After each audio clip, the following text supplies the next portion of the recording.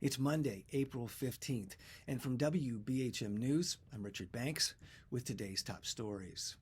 Voters in South Alabama's newly redrawn and hotly contested 2nd Congressional District will return to the polls tomorrow to select party nominees.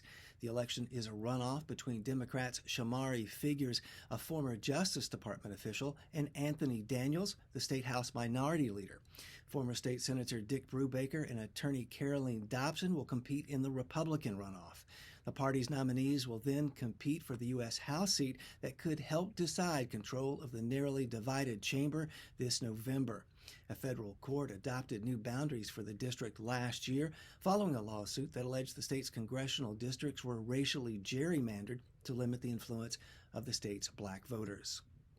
Alabama lawmakers are considering withholding millions of dollars in funding if libraries do not accept changes to how they handle content dealing with sex, LGBTQ, and gender identity. AL.com reports House Education Chair Danny Garrett, a Republican from Trussville, is pushing for a code change for public libraries that would move books that many conservatives deem inappropriate out of children and youth departments. If not, portions of $6.6 million in funding for the next fiscal year could be withheld from the Alabama Public Library Service. The budget, along with the code changes, passed the House Ways and Means Education Committee last week. It could be considered by the full House this week. And Anniston officials break ground on an extension to what is already one of the longest paved trails in the country. City leaders officially kicked off the roughly 7-mile extension of the Chief Ladiga Trail on Friday. The project will connect the bicycle and hiking trail to the Georgia state line, as well as to the 60-mile Silver Comet Trail that runs to the Atlanta suburbs.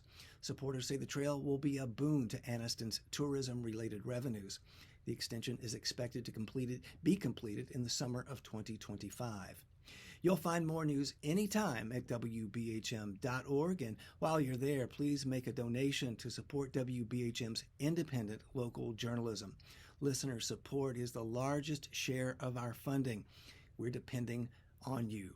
Thank you.